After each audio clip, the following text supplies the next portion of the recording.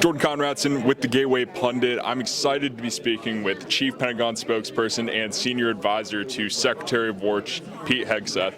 So, Mr. Parnell, yesterday I was able to ask Kingsley Wilson for an update on the Afghanistan Withdrawal investigation that was announced earlier this year, and she revealed that it's coming in summer of 2026 and that you're leading the charge on that. Yes. As a former combat veteran who really finds this to be something that needs to be gotten to the bottom to. What can you tell us so far about your investigation, and can you confirm that summer 2026 we are going to see some accountability? It's a great and important question, because I think, 20 years of war in Afghanistan, you had tens of thousands of Americans raising their right hand, volunteering to serve this country, rotating in and out of the fight.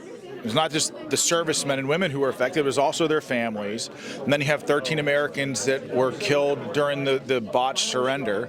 I just think it's very personal to me as having fought there. And it's also like a critically important mission to get it done and get it done right, to make sure that we're being honest and transparent with the American people. So to your first question, absolutely, the report will be finished, out, published, completely unclassified by the summer. In fact, I'm actually hoping to have it done earlier than that. But I assembled over the last 6 months, I think, one of the best teams of both civilians and uniformed military personnel to help conduct this investigation. I've got elite representatives from every service, so Army, Air Force, Marine Corps, Navy, and these are people that have skin in the game, that fought the fight, that not only understand the battlefield in Afghanistan, but understand how this building works, which, 30,000 people in this building every day. It's the largest bureaucracy in the world. Like, you got to know how the building works, and my team does. And I'm really optimistic and happy with the progress. And I think, again, as I mentioned, the ultimate goal is to declassify everything for the American people. I mean, this is something that happened back in 2021, so there's really no reason for it to have the classification level that it does. I mean, obviously, we want to make sure that we protect, clandestine assets that are still in the field, right? But for the most part, there's no reason for it to be classified. It's of paramount importance for the American people to learn what happened, and so I'm happy with the progress thus far, and I think the American people, and especially the families of the fallen who lost loved ones in Afghanistan, are going to be happy with it as well. That's great. Well, I'm looking forward to it. I know our readers at the Gateway Pundit are. This was one of the biggest stains on the Biden administration's record, and there's so many of them. 13 service members killed. Yeah. I think it was $80 billion worth of equipment given up to the Taliban. That reminds me of the planes of cash in the middle of the night that Obama said. You touched on something that is so important. You talk about the stain on this country.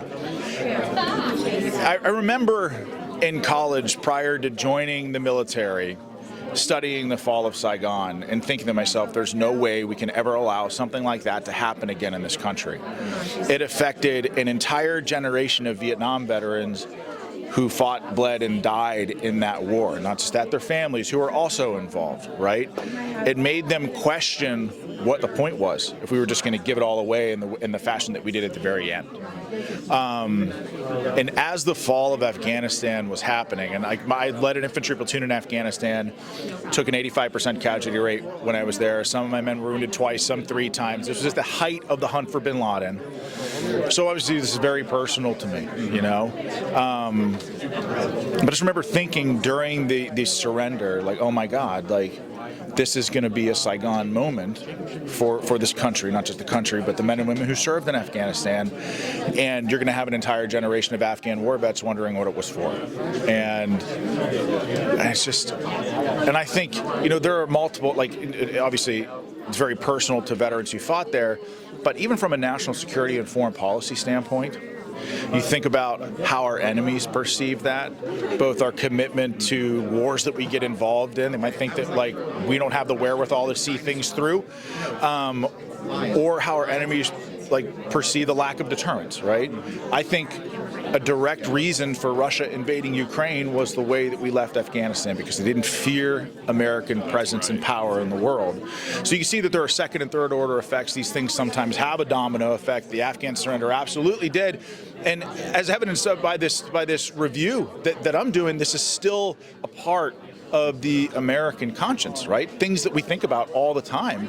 And that's part of the reason why the investigation and the review is so important. And yeah, you know, that is the whole logic behind President Trump and Pete Hegseth's approach, peace through strength. Mm-hmm. Now, what we know about what happened in Afghanistan, there's reports it wasn't just incompetence, might have been malfeasance possibly. Mm-hmm. There's reports that Mark Milley and the previous defense secretary, Lloyd Austin, they actually knew about the plan to bomb Kabul airport. They knew that these 13 service members were at the greatest risk, yet they still let it happen. Are we going to see accountability for them, possible charges, or are they immune?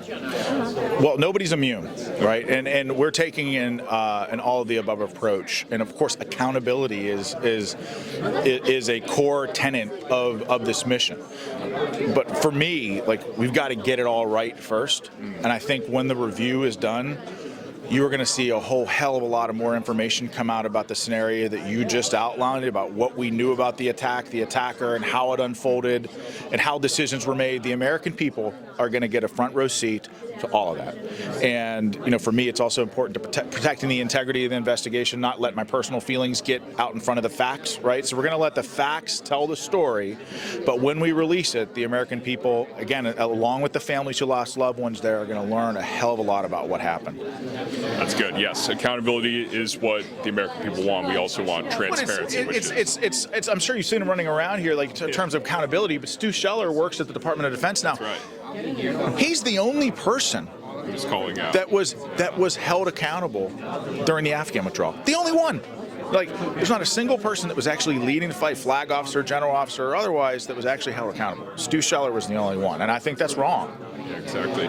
Now, I hate to say this, but there's a lot of pressure now, especially with this Mark Kelly thing. We have a lot of readers, a lot of Trump supporters, people who love the work that you guys are doing, but they're so disillusioned and they don't believe anything's going to happen with Afghanistan. They also don't believe anything's going to happen to Mark Kelly. Can you blame him? Can you blame him? I mean, I'll tell you, like, the Trump administration and President Trump is different.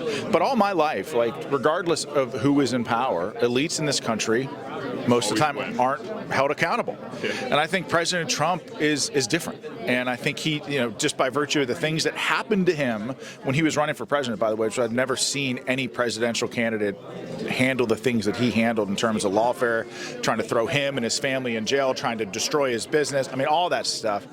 So I can't blame the many members of the Republican Party thinking like, oh, the best we can hope for is a sternly worded letter or something. I mean, people, you know, but this administration is different. Accountability is important. I mean, you've seen Secretary Hegseth and President Trump already hold some people accountable. Like President Trump, I believe, revoked Jake Sullivan's security clearance. So accountability is important. I mean, a private loses their night vision goggles on the battlefield, they're held accountable and have their wages garnished for the rest of their whole damn career if they stay in.